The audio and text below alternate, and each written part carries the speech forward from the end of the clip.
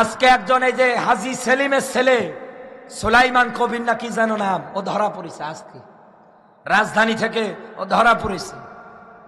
পুলিশেরা যখন ওকে নিয়ে যাচ্ছিল, ও স্লোগান দিচ্ছে, জয় ঘোড়ার ডিম।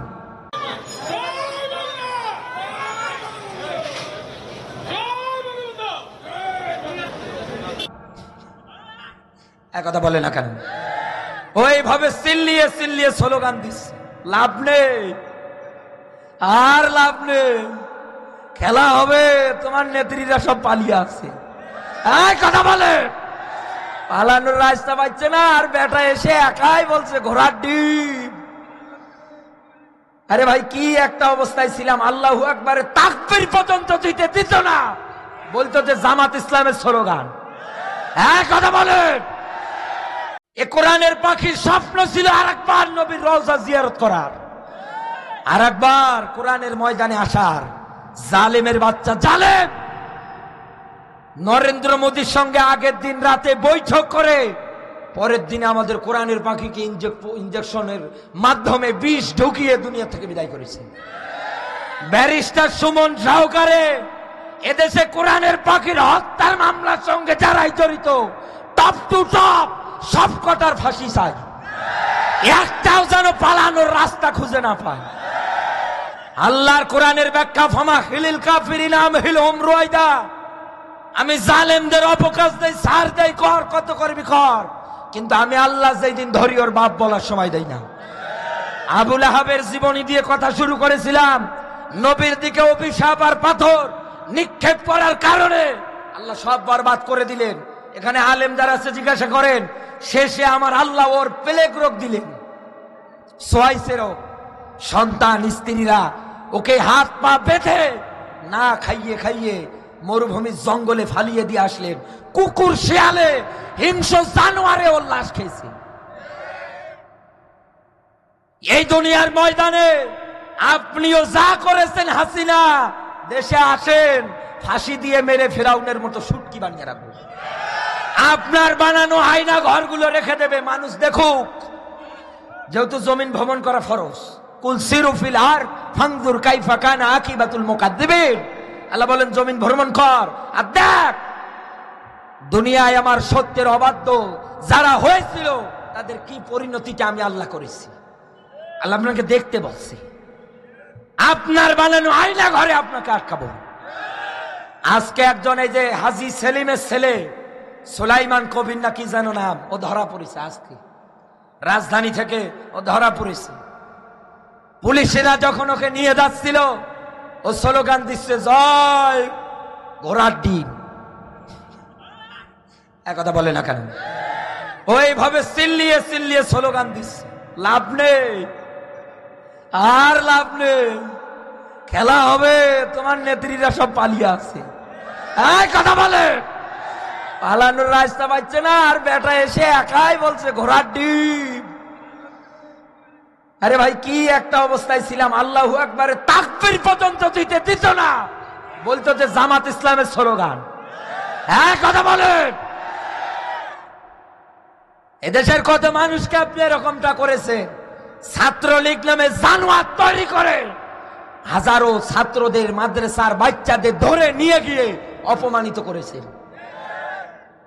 আপনাদের জবান দিয়ে বের হয়েছিল যে মাদ্রাসায় জঙ্গি তৈরি হয়। কথা বলে না কেন?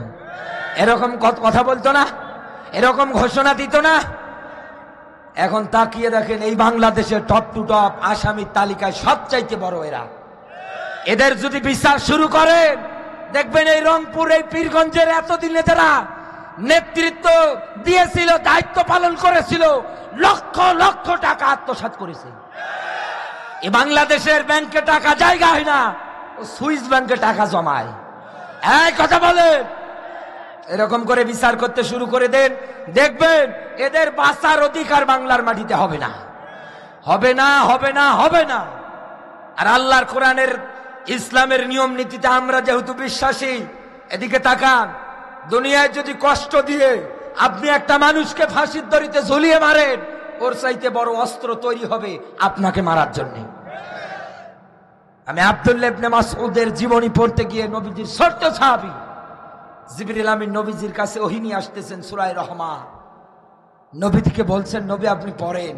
সাহাবীরা সামনে, নবীজি পড়তেছেন। আব্দুল্লাহ ইবনে মাসউদ ছোট্ট মানুষ, নবীর পড়া জবানের সঙ্গে ঠোঁট মিলাচ্ছেন। আল্লাহর নবী, বিশ্ব নবী, নবী মুহাম্মদুর রাসূলুল্লাহ সাল্লাল্লাহু আলাইহি ওয়াসাল্লাম ডাক দিয়ে বলতেছেন, সাহাবীরা তোমরা কে পারবা এই সূরা রহমানটা কাফেরদের কর্ণকহরে তিলাওয়াত করে পৌঁছে দিতে? অন্য কোন সাহাবীরা দাঁড়াচ্ছেন না। বিশ্ব নবীর ছোট্ট সাহাবী আব্দুল্লাহ ইবনে মাসউদ লাফ দিয়ে দাঁড়িয়ে গেলেন। নবীজি তাকে অ্যালাউ করলেন না ছোট বলে। দ্বিতীয়বার আবার নবীজি বললেন কে পারবা? আব্দুল্লাহ ইবনে মাসউদ আবার দাঁড়ালেন। তৃতীয়বার নবীজি বললেন কে পারবা? আব্দুল্লাহ ইবনে মাসউদ আবার সুন্দরভাবে দাঁড়িয়ে গেলেন। নবীজি কাছে ডাকলেন আর আব্দুল্লাহ ইবনে মাসউদকে ডাক দিয়ে বলে, মাসউদ শোনো, তুমি ছোট্ট মানুষ, কোরআন পড়তে গিয়ে কাফের বেঈমানেরা না জানি তোমার উপরে আক্রমণ শুরু করে দেয় নাকি, তোমাকে অ্যাটাক করে নাকি। তুমি ছোট মানুষ, স্বাস্থ্য মাস্তো ঠিক মতো তোমার নেই, শরীরে শক্তিও তেমন নেই, তুমি তো তাদের সঙ্গে লড়াই করে পেরে উঠতে পারবে না।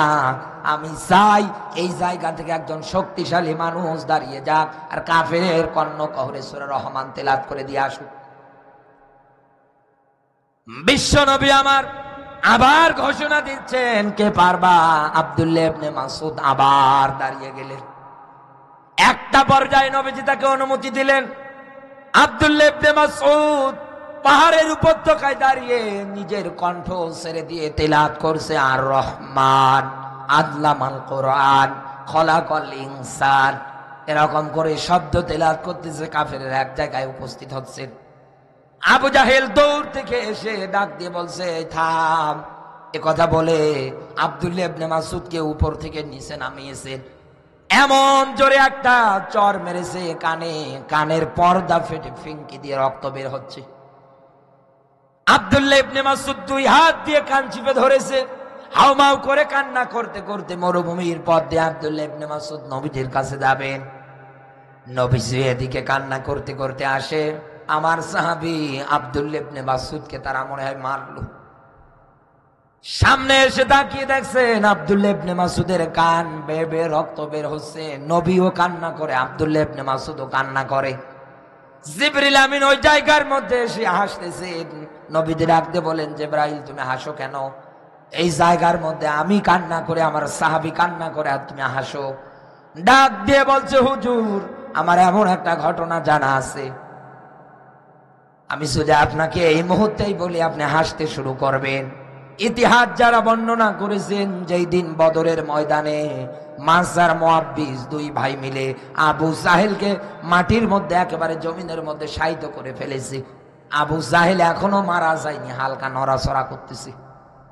আব্দুল্লাহ ইবনে মাসউদ খুঁজতেছিলেন, এক দৌড়ে এসে তাকিয়ে দেখছে আবু জাহেল লাফ দিয়ে বুকের উপরে চড়ে বসেছে, অস্ত্র দিয়ে দেহ থেকে কল্লাটা আলাদা করে ফেলেছে, হাত দিয়ে মাথাটা টানে কিন্তু আসে না। নবীজিকে দেখাবে আবু জাহেলের মাথা আমি কেটে এনেছি, কিন্তু হাত দিয়ে টানে আসে না। আব্দুল্লাহ ইবনে মাসউদ চিন্তা করে কি করা যায়। একটা পর্যায়ে তরবারি একান দিয়ে ঢুকে একান দিয়ে বের করে বার নবীজির সামনে এনে ডাক দিয়ে বলছে, রাসূল এই দেখেন ইসলামের সবচাইতে বড় দুশমন আবু জাহেলের মাথা। নবীজি দেখার পরে আনন্দ করে, নবীর সাহাবী যারা আছে তারাও একাধারে আনন্দ করে। ও পীরগঞ্জের মুসলমানেরা, জিবরিল আমিন এবার ডাক দিয়ে বলতেছেন, নবী ওই যে কান্না করেছিলেন আব্দুল্লাহ ইবনে মাসউদের কান ফাটার পরে, আমি তো এটাই জানতাম এ আবু জাহেল আব্দুল্লাহ ইবনে মাসউদের কান ফাটিয়েছে একটা, কিন্তু এমন একদিন আসবে এ আব্দুল্লাহ ইবনে মাসউদ আবু জাহেলের দুই কানের পর্দা ফাটিয়ে ফেলবে। নবী আমি তো এটাই জানতাম, এটাই তো আপনাকে আমি বলতে চেয়েছিলাম। এই জন্য আপনি মনে রাখেন, হয়তো কাউকে কষ্ট দিয়ে নিজেকে এখন বড় সুখী মনে হয় না, এই 16-17 বছরে মানুষদেরকে কষ্ট দিয়ে এখন চিন্তা ভাবনা করেন আপনি দেশ থেকে পালাতক। এই কথা বলে এদেশে যারা অহংকার করতো কালা মানিকের মতো, হুজুর দেখলেই বলতো রাজাকার, শেষে এমন পিটান খেয়েছে ওর বিসি আউট। এই কথা বলে, এজন্য তো আমি বক্তৃতায় বলে আপনি কালা মালিকের থেকে শিক্ষা নেন, নতুন করে কালা মালিক হতে যাইয়েন না, দেখবেন আপনারও বিসি আউট হওয়ার সম্ভাবনা আছে।